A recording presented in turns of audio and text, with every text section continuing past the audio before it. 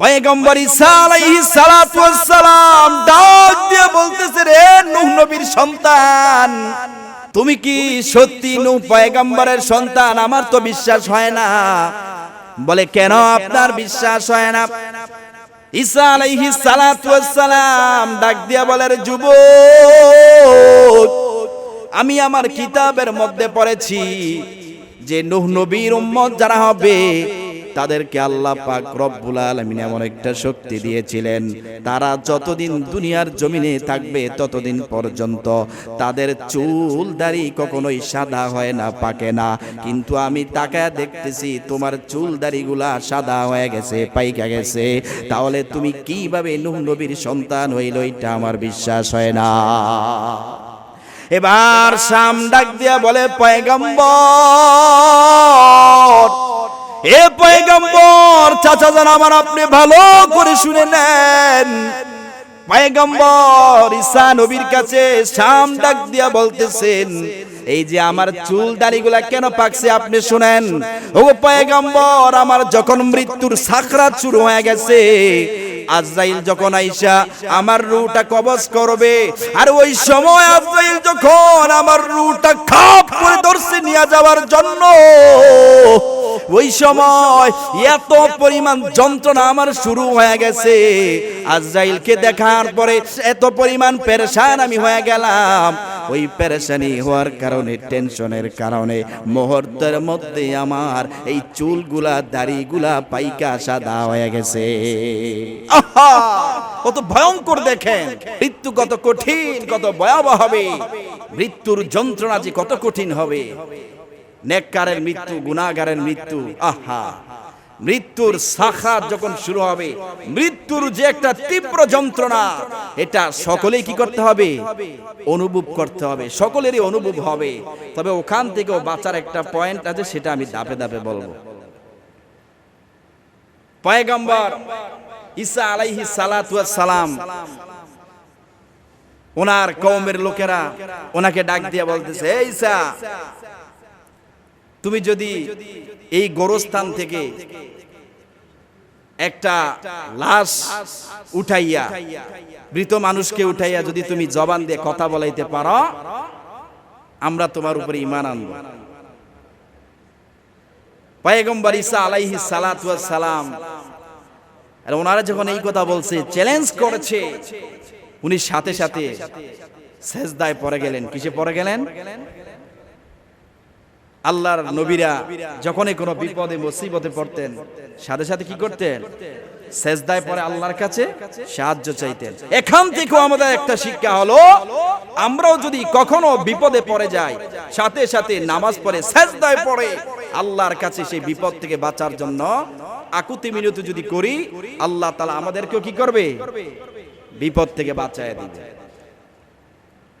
ঈসা পয়গম্বর যখন সেজদায় পড়ে আল্লাহর কাছে কান্নাকাটি করেছে, আল্লাহ, আমার উম্মতরা এই কথা বলছে, এখন কি করার? আল্লাহ তাআলা বলে, এই ঈসা, চিন্তার কোনো কারণ নাই, কোনো ভয় নাই, পেরেশানি হওয়ার কোনো প্রয়োজন নাই। কি করার? যাও, ওই গুরুস্থানে যাও। গুরুস্থানে গিয়ে কি বলবা? কুম বিইذনিল্লাহ। ঈসা নবীর আল্লাহ একটা শক্তি দিয়েছেন, সেটা হলো কুম বিইذনিল্লাহ বলে, যে কবরের সামনে গিয়ে বলতো, সে কবর থেকে মানুষ কি হয়ে যেত? মৃত মানুষ জীবিত হয়ে যেত।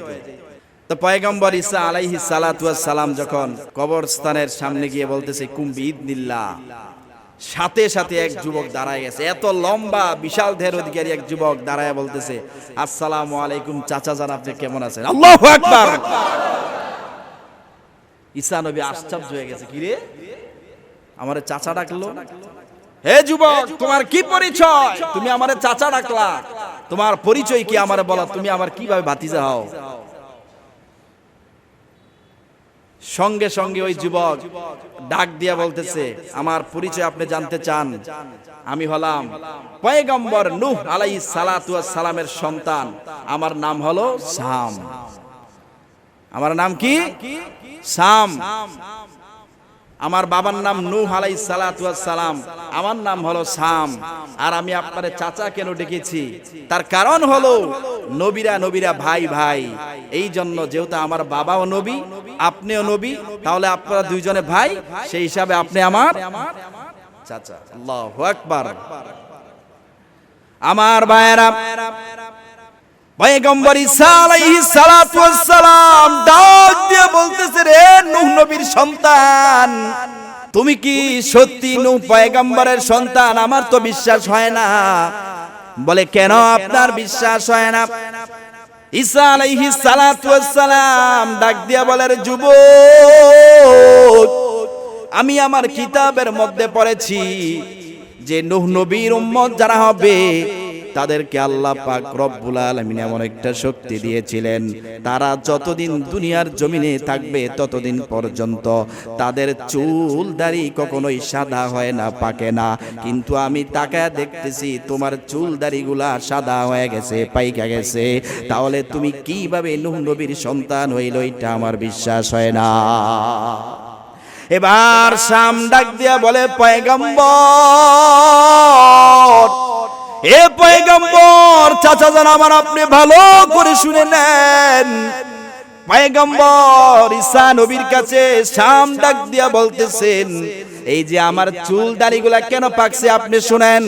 ও পয়গম্বর, আমার যখন মৃত্যুর সাকরাত শুরু হয়ে গেছে, আজরাইল যখন আইসা আমার রূহটা কবজ করবে, আর ওই সময় আজরাইল যখন আমার রূহটা খাপ করে ধরছে নিয়ে যাওয়ার জন্য, ওই সময় এত পরিমাণ যন্ত্রণা আমার শুরু হয়ে গেছে। আজরাইলকে দেখার পরে এত পরিমাণ পেরেশান আমি হয়ে গেলাম। ওই পেরেশানি হওয়ার কারণে, টেনশনের কারণে মুহূর্তের মধ্যে আমার এই চুলগুলা দাড়িগুলা পাইকা সাদা হয়ে গেছে।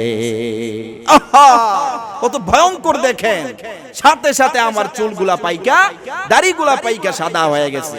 শুধু তাই না, ওই সময় পয়গম্বর ঈসা আলাইহিস সালাতু ওয়াস সালাম ডাক দিয়া বলে, এ শাম, তুমি যদি সত্যি নূহ নবীর সন্তান হও, আরে আমি আমার ইনজিল কিতাবের মধ্যে পড়লাম,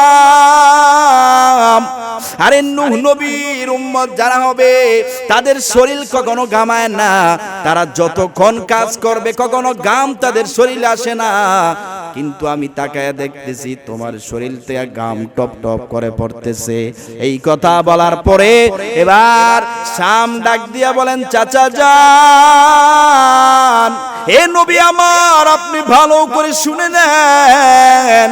আর এই যে শরীর থেকে টপ টপ করে ঘামগুলা পড়তেছে, আজরাইল যখন আইসা আমার রূহটা কবজ করার জন্য, আমার রূহটাকে যখন ধরার জন্য হাত বাড়াইছে, আমার রূহটা 360টা জোড়ার মধ্যে দৌড়াদৌড়ি করতেছিল।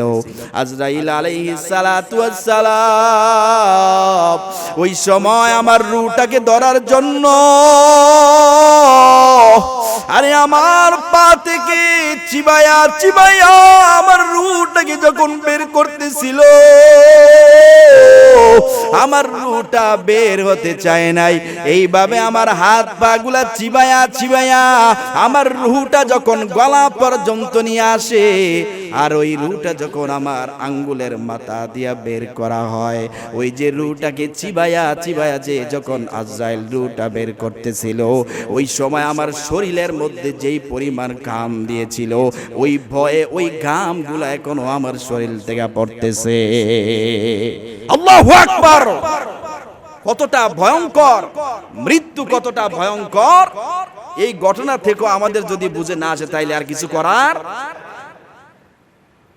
তিনি বলতেছে, ওই যে আমাকে 4 থেকে 4,500 বছর আগে আমার রূহটা কবজ করে নিয়ে গিয়েছিল আজরাইল, আর তখন আমার শরীরে যে পরিমাণ ব্যথা, তীব্র যন্ত্রণা শুরু হয়েছিল, এই 4,500 বছর পরেও এখনো সেই ব্যথা যন্ত্রণা আমি অনুভব করি। এই জন্য মৃত্যুর যন্ত্রণা, এটা থেকে কেউ রেহাই পাবে না।